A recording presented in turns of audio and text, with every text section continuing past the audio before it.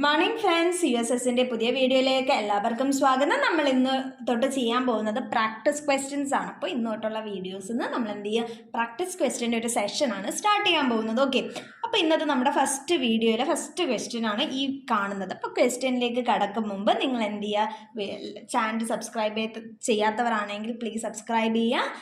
And എന്ത് ചെയ്യുക, ഫ്രണ്ട്സിനൊക്കെ ഷെയർ ചെയ്ത് കൊടുക്കുക. വീഡിയോ കണ്ടു കഴിഞ്ഞതിന് ശേഷം ഇഷ്ടപ്പെട്ടെങ്കിൽ ലൈക്കും കൂടെ ചെയ്യുക. ഓക്കെ അല്ലേ? അപ്പോൾ നമ്മുടെ ആദ്യത്തെ ക്വസ്റ്റ്യനിലേക്ക് പോകാം. ആദ്യത്തെ ക്വസ്റ്റ്യൻ നോക്കിക്കേ. 12 മീറ്റർ നീളവും 10 മീറ്റർ വീതിയുമുള്ള 1.5 മീറ്റർ ആഴമുള്ള ഒരു നീന്തൽക്കുളം നിർമ്മിക്കണം. ഇതിനായി കുഴിക്കുമ്പോൾ കിട്ടുന്ന മണ്ണ് 2.5 മീറ്റർ നീളവും 1.2 മീറ്റർ വീതിയും 1.2 മീറ്റർ ഉയരവുമുള്ള ഒരു ലോറിയിൽ നിറച്ചു കൊണ്ടുപോയാൽ എത്ര ട്രിപ്പ് വേണ്ടി വരും എന്നാണ് ചോദ്യം. എന്ന് വെച്ചാൽ എനിക്കിതേ ഒരു നീന്തൽക്കുളം കുഴിക്കണം. ഓക്കെ, ആ നീന്തൽക്കുളത്തിന്റെ ലെങ്ത്തും ബ്രെഡ്ത്തും ഹൈറ്റും തന്നേക്കുന്നത് 12 metre length, 10 metre breadth, 1.5 metre എന്താണ് ഹൈറ്റും ആണ് ഉള്ളത്. ഈ നീന്തൽക്കുളം ഞാൻ കുഴിക്കുമ്പോൾ എനിക്ക് കുറച്ച് മണ്ണ് കിട്ടുമല്ലോ. ഈ മണ്ണിനെ 2.5 മീറ്റർ നീളവും 1.2 മീറ്റർ വീതിയും 1.2 മീറ്റർ ഉയരവുമുള്ള കപ്പാസിറ്റി ഉള്ള ഒരു ലോറിയിൽ കയറ്റി കൊണ്ടുപോയാൽ എനിക്ക് അങ്ങനെ എത്ര ട്രിപ്പ് മൊത്തം കൊണ്ടുപോയാൽ ഈ കുഴിച്ച കുളത്തിലെ മണ്ണെല്ലാം കൊണ്ടുപോകാൻ പറ്റും എന്നാണ് ചോദ്യം. ഓക്കെ, ഇതെങ്ങനെ ചെയ്യും? ആദ്യം നമുക്ക് എന്ത് ചെയ്യാം, രണ്ടെണ്ണത്തിൻ്റെയും കുഴിക്കുന്ന കുളത്തിൻ്റെയും കൊണ്ടുപോകാൻ വരുന്ന ലോറിയുടെയും വോളിയം കാണാം. അപ്പോൾ ഈ നീന്തൽക്കുളം സ്വിമ്മിംഗ് പൂളിൻ്റെ വോളിയത്തിന് ഞാൻ എന്ത് ചെയ്തു, V1 എന്നെടുത്തു.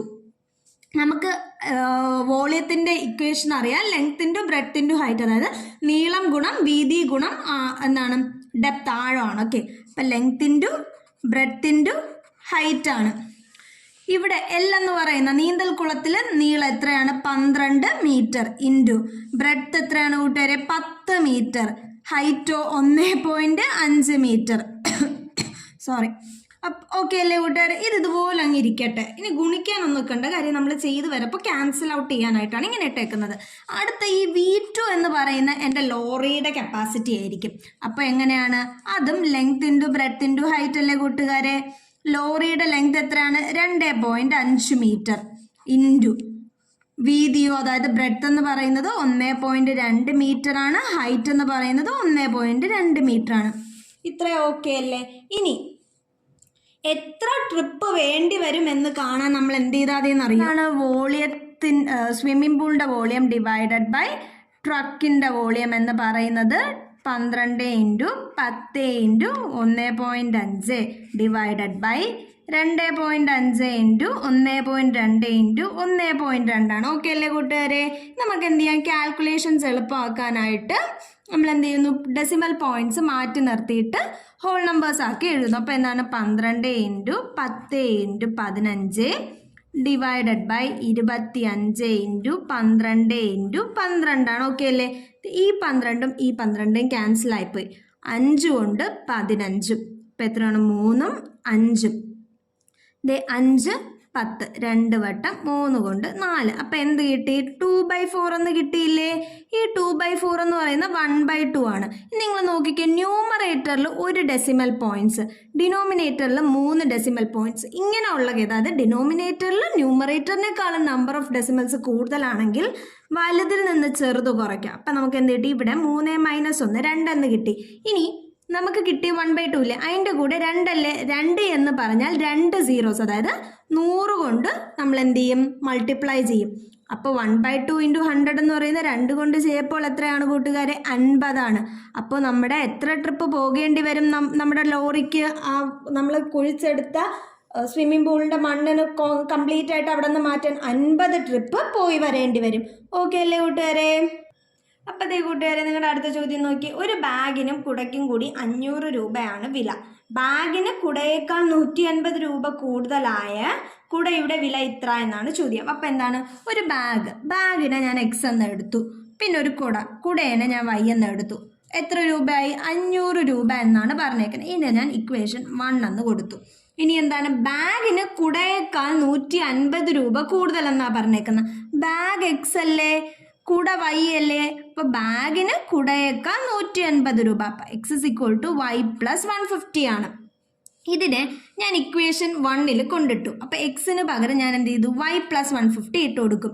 അപ്പോൾ y + 150 + y എന്ന് പറയുന്നത് 500 ഓക്കെ അല്ലേ കൂട്ടുകാരെ? അപ്പോൾ നോക്കിക്കേ, y + y അല്ലേ, y + y 2y + 150 എന്ന് പറയുന്നത് എത്രയാണ്? 500. അപ്പോൾ എന്താണ് 2y എന്ന് പറയുന്നത് 500, 500 - 150 ആണ്. എത്രയാണ് കൂട്ടുകാരെ? അപ്പോൾ 2y എന്ന് പറയുന്നത് 350 ആണ്. അപ്പോൾ y എന്ന് പറയുന്നത് 350 ഡിവൈഡഡ് ബൈ 2, y = 175 ആണ്. ഓക്കെ ആയില്ലേ കൂട്ടുകാരെ? ഇനി നിങ്ങൾ നോക്കുക കൂട്ടുകാരെ, എക്സ് എന്ന് പറയുന്നത് y + 150 അല്ലേ? അപ്പോൾ y എത്രയാണെന്ന് കിട്ടി? 175 + 150. 175 + 150 എന്ന് പറയുന്നത് 325 ആണ്. അപ്പം നോക്കിക്കേ, എക്സ് എന്ന് പറഞ്ഞു ഞാൻ എന്താണ്? ബാഗ് ആണെന്ന് പറഞ്ഞു. അപ്പോൾ ബാഗിൻ്റെ വില എത്രയാണ് കൂട്ടുകാരെ? 325 രൂപ. അതുപോലെ y എന്ന് പറയുന്നത് അംബ്രല്ല ആണെന്ന് പറഞ്ഞു അല്ലേ? അംബ്രല്ല അതെത്രയാണ് കൂട്ടുകാരെ? 175 രൂപ. ഓക്കെ ആയില്ലേ? കൂട്ടുകാരെ, അടുത്ത ചോദ്യം നോക്കി. താഴെ തന്നിരിക്കുന്ന പൈതഗോറസ് ത്രയങ്ങളിൽ മൂന്നാമത്തെ സംഖ്യ ഏത് എന്നാണ്. 14ഉം 50ഉം തന്നിട്ടുണ്ടല്ലേ? അപ്പം എന്താണ് 14ഉം 50ഉം ഒരു പൈതഗോറസ് ത്രയങ്ങൾ, അതായത് പൈതഗോറസ് ട്രിപ്ലറ്റ്സിലെ 2 ഇതാണ് തന്നേക്കുന്നത്. മൂന്നാമത്തെ ആളെ നമുക്ക് കണ്ടുപിടിക്കണം. ഇന്ന് ഞാൻ ചെയ്യാൻ പോകുന്നത്, ഞാൻ ഈ 14 കുഞ്ഞായ 14നെ എടുത്തു. ഈ 14നെ എടുത്തിട്ട് ബൈ 2 ചെയ്തു. 14/2 എത്രയാണ് കൂട്ടുകാരെ? 7 ആണ്. ഈ 7നെ ഞാൻ എന്ത് ചെയ്തു? എം എന്ന പേര് കൊടുത്തു. ചെറിയ സംഖ്യ എടുത്തു, ബൈ 2 ചെയ്തു, അതിൽ കിട്ടിയതിനെ ഞാൻ എം എന്ന പേര് കൊടുത്തു. ഇനി അടുത്ത സംഖ്യ എന്നപ്പോൾ കിട്ടാൻ പോകുന്നത് m² + 1 ആണ്. അതെന്ന് പറയുന്നത് എന്താണ്? m², 7² + 1 എന്ന് പറയുന്നത് 49 + 1 50 ആണ്. ഈ 50ഉം നമുക്ക് തന്നിട്ടുണ്ട്. അപ്പോൾ ഇനി അടുത്ത ആളെയാണ് കണ്ടുപിടിക്കാനുള്ളത്. ആ അടുത്ത ആളെ എങ്ങനെ കണ്ടുപിടിക്കും? m² - 1 ചെയ്താൽ പോരെ? അപ്പോൾ m² - 1 എന്ന് പറഞ്ഞാൽ 7² - 1. 7² എന്ന് പറയുന്നത് 49 - 1 എത്രയാണ് കൂട്ടുകാരെ? 48 ആണ്. അപ്പോൾ നമ്മുടെ പൈതഗോറൻ ത്രയങ്ങൾ ആരൊക്കെയാണ്? 14, 48, 50. ഓക്കെ അല്ലേ കൂട്ടുകാരെ?